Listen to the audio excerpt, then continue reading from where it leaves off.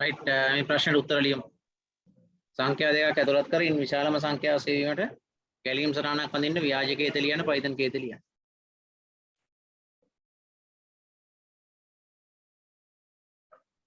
උත්තර ටික අරගෙන ඔයාලට මම ලින්ක් එකක් එවලා තියෙනවා. ඒ ලින්ක් එකට මේ උත්තරේ ෆොටෝ එකක් දාන්න.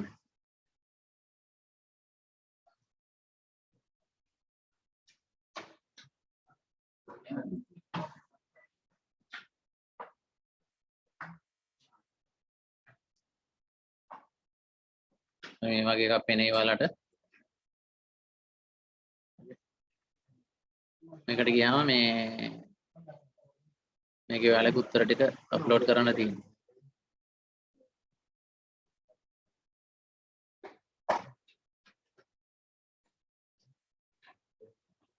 මෙතන ප්ලස් මාක් එක තියෙන්නේ. එතනට ගිහිල්ලා මෙතන කැමරාව තියෙනවා. කැමරාව ක්ලික් කරලා ඉවරලා ෆොටෝ එකක් අරගෙන දාන්න. හරි.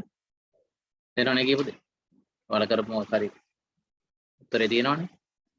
කැමරාව ක්ලික් කරපු ගමන් මේ කැමරාව ඔන් වෙනවා. එතකොට ෆොටෝ එක ගන්න අරගෙන දාන්න. හරි.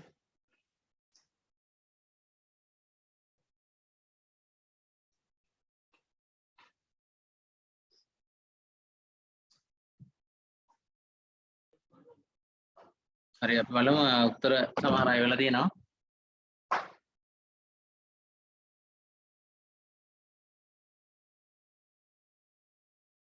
කාට හරි මේකේ අඩුපාඩු පේනවද හරි. දැන් මේකේ ලොජිකලි කතන්දරේ හරිනේ. x තියෙනවා y තියෙනවා ඊට පස්සේ x විශාලයි. නමුත් ලකුණු හම්බෙන්නේ නැහැයි එකක්. yes no නෑ. හරිද? විභාගෙදී එන්න පුළුවන් ඒක. ඒතර මේකට x විශාලයි y නම් x නේ විශාල එක. අපෙන් ඇහුවේ මොකද්ද ප්‍රශ්නේ? ඔව් ඒතකොට විශාලම සංඛ්‍යාව අපිට කියන්න ඕනේ. දැන් මේකේ කියලා තියෙන x is large number. දැන් අපි දන්නේ නැහැ x කියලා මොකක්ද ඇතුළත් කරන්නේ. හරිද? අපි හිතමුකෝ මේක හරිමයි කියලා. එහෙම වුණොත් ඒත් වැරදි මෙතන එකේ y is large number කියන එක ඩබල් කොටේෂන් දාගන්න. හරි කොටේෂන් දාගන්න. තේරුණානේ? ඒතර මෙහෙම ලියවනම් වඩා හොඳයි. මෙතන large number is කියලා දාලා මම මේ පැත්තකින් ලියන්නම්.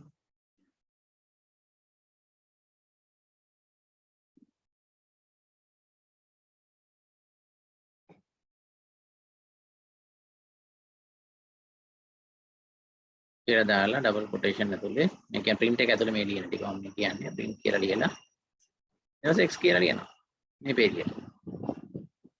අනිත් එකේ මේකම ලියලා මෙතනට x වෙනකොට y ලියලා මෙතනට ලියනවා. හරිනේ? එච්චරයි. හරිනේ? තේරුණාද මට මේක? මෙතන අලුතෙන් අදින්න ඕනේ නැහැ නේ. අඩුපාඩු ටික හරි ගස්ස ගන්න. print කමක් නැහැ. අපි අහන්නේ විශාලයක විතරනේ. එතකොට කොහොමද අපි හිතනවා මේ print කරන්නේ විශාලයක. කමක් නැහැ. එහෙමත් අවුලක් නැහැ. ඒ කියන්නේ අපි අහන්නේ විශාලයක print කරන්න කියලා. එතකොට අපි මෙතනට print text දෙනවානේ. මෙතනට දෙනවා print one. ඒත් හරි.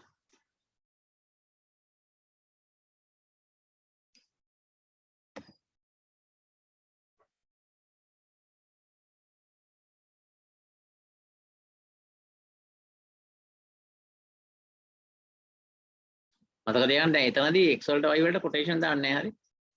ඒක වේරියබල් එක ගන්න. හරි නේද ඒක?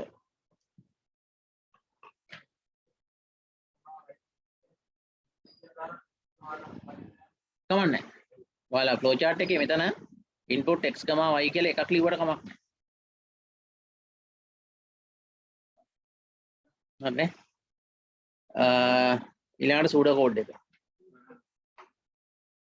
Start input x input y if x is alive y then අර ප්‍රශ්නේ එතන එහෙමම තියෙනවා. එතකොට මේ ප්‍රශ්නේ අරුණාම එතන x කියලා දාමුකෝ අපි. print y කියලා විතරක් දෙමුකෝ ඉතුරු ටික කපලා. එතකොට හරි. හරිනේ? කොහොම බේසික් ප්‍රෝග්‍රෑම් එක.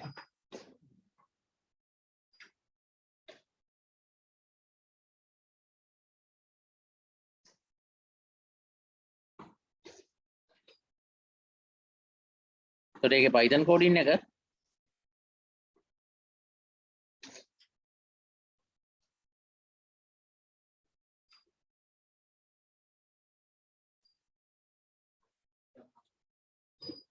එතකොට ඒකේ අපිට input x කියලා දුන්නේ නැකි නේද?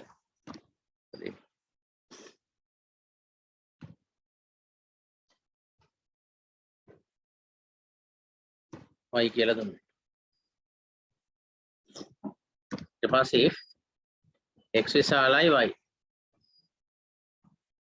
මේක true නම්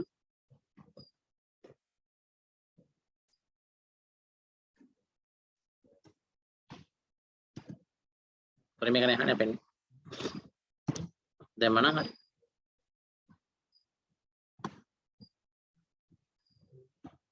එහෙම නෙමෙයි නම් x is y. අන්කල්ලත් බලමු. x වලගේ අපි ගමු 78යි y වලගේ අපි ගන්නවා 87යි. එතකොට ශාලයක 80. හරිනේ ගැටුන්නේ.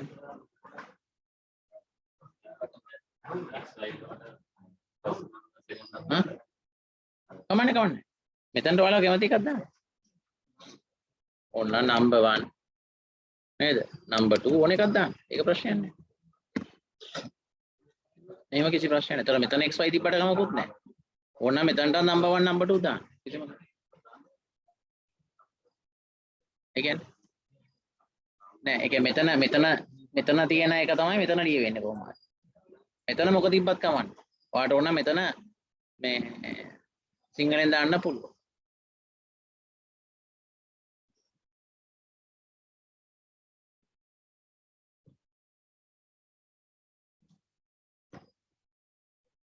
බිඳුව වදින්නේ නැද්ද මම? පළමු සංඛ්‍යාව. හරි ඔය වගේ දෙවෙනි සංඛ්‍යාව එහෙම කියලා සිංහලෙන් ඕනනම් දාන්න පුළුවන්.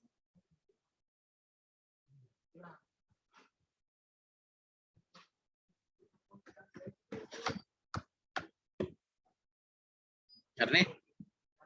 කෙරළෝ නැහැ නේද ප්‍රශ්නේ? අඩුපාඩු තියෙනවා නම් ඒක හරි ගස්ස ගන්න.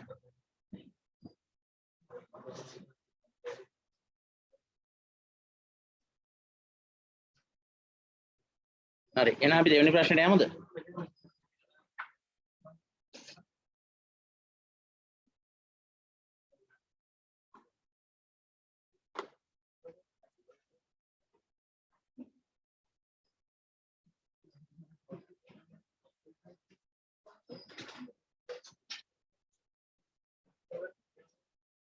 දෙවෙනි ප්‍රශ්නේ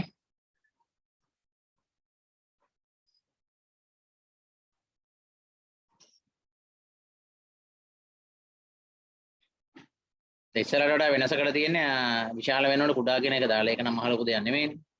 හැබැයි මේකේ සංඛ්‍යා දෙකක් නෙමෙයි සංඛ්‍යා තුනක් තියෙනවා.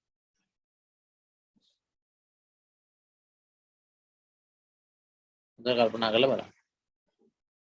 එතකොට මේකේ වැදගත් දෙයක් කියන්න තියෙනවා. දැන් අපි සාමාන්‍යයෙන් අපේ මොලේ ගත්තත් කම්පියුටරේ ගත්තත් හරි අපිට හැමතිස්සෙම සැසදීම සංසන්දනයක් කරන්න පුළුවන් හැමතිස්සෙම කීයද?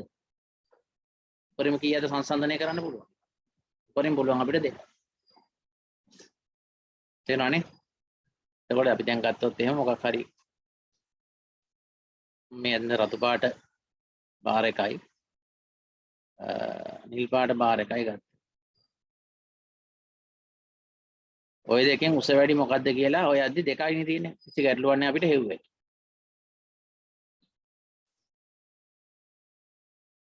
දැන් තුනක් තියෙද්දි අපිට හොයන්න බෑ තුනෙන් කෝකද විශාල කියලා. උස මොකද්ද වැඩිම කියන එක හොයන්න බෑ එකපාර. දැන් ඔයාලා හිතනවා සමහරට පුළුවන් කියලා. නමුත් ඇත්තටම වෙන්නේ ඔයාලගේ මොලේ ගොඩක් වේගවත්. හිතන් ඉන්නවට වඩා. හරි. එතකොට ඔයාලා කරන්නේ මේ දෙන්න සංසන්දනය කරනවා. කරලා මොකද කරන්නේ? දෙන්නගෙන් ලොකු එක කෝකද රතු පාටයක් කියලා තීරණය කරනවා. ඊට පස්සේ අපි මේක අයින් කරනවා. ඊට පස්සේ මේකයි සංසන්දනය කරනවා. තේරුණාද? ඕක තමයි කරන්නේ. හරි. ඊට පස්සේ ඒ දෙන්නගෙන් කවුද ලොකු? ඒ ලොකු එක තමයි මැක්සිමම් වෙන්නේ. අපි දැන් මේක ගත්තොත් මේ උදාහරණෙම මුලින්ම අපි මොකද කරන්නේ? රතු එකයි නිල් එකයි සංසන්දනය කරනවා. මේක නම් බැලුව ගමන්ත් පේනවා රතු එක උසයි කියලා. එහෙනම් මේක අපි අයින් කරනවා. එයා එතනින් පස්සේ වැඩක් නැහැ නේ. ඒතර දෙන්නගෙන් උස වැඩි මේක හොයා ගන්න නම් තියෙන්නේ උස එක ඉතුරු කරලා ඉතුරු එක අයින්. දැන් අනිත් එකත් එක්ක මේ උස වැඩි එක සංසන්දනය කරන්න හරිනේ. මොකද මේකේ කායි බලන එක තේරුමක් තියෙනවා. ඒක කොහොමද කුඩා එක කියලා තේරිලා ඉවරයිනේ. එහෙනම් මේ දෙන්නගෙන් කවුද? මෙයයි උස. පැහැදිලිද? අපි නිකන් හිතමුකෝ මෙහෙම.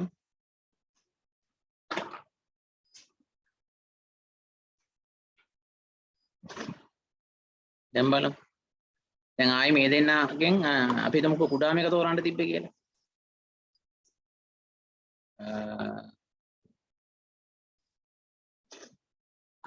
හරි. මේ දෙන්නගෙන් කුඩා එක තෝරන්න තිබුණොත් එතකොටත් රතු එක තමයි කුඩා එක.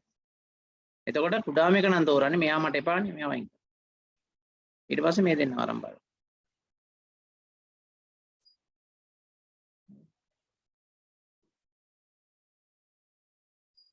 එතකොට මොකද වෙන්නේ මේ දෙන්න එකට තියලා බැලුවම අපිට පේනවා තාම කුඩා මේක රතු එක. එතකොට කුඩා කියලා අපි තෝරගත්ත රතු එක වෙනස් වෙන්නේ නැහැ. ඒතර එයාම තමයි කුඩා එක වෙන්නේ. එතකොට මෙයා වාය අයින් කරලා මෙයා තමයි කුඩා මේක.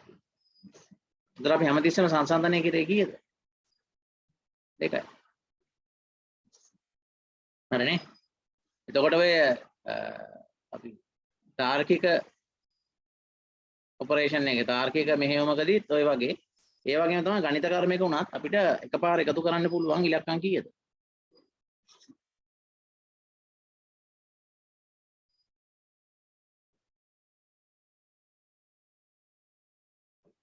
ඉලක්කම් කීයක් එකපාර එකතු කර හැකිද? 2යි පුළුවන්. ඒ කියන්නේ ඔයාලා මේ දෙක එකතු කරලා 8යි කියලා නම් ඒ 8යි මේ 8යි එකතු කරලා 16යි කියලා නම් මේකයි 22යි කියලා නම් මේකට මේ 4 එකතු කරලා තමයි 26යි කියන්නේ. නමුත් අපිට හිතෙන එකපාර අපි ඔක්කොම එකතු කරා. ඒක හැමදේශම මතක තියාගන්න කිසිම මෙහෙයුමක් අපිට කරන්න බෑ එකපාර. ඒ කියන්නේ දෙකකට වඩා කරන්න බෑ. හරි? ගණිත කර්මයක්ුත් එහෙමයි තාර්කික කර්මයක්ුත් එහෙමයි. හරි. එහෙනම් ඒක ඔළුවේ තියාගත්තොත් ඔයාලට ලේසියෙන් මේකට උත්තරේ ගන්න. එහෙනම් උත්තරේ ගන්න බලන්න.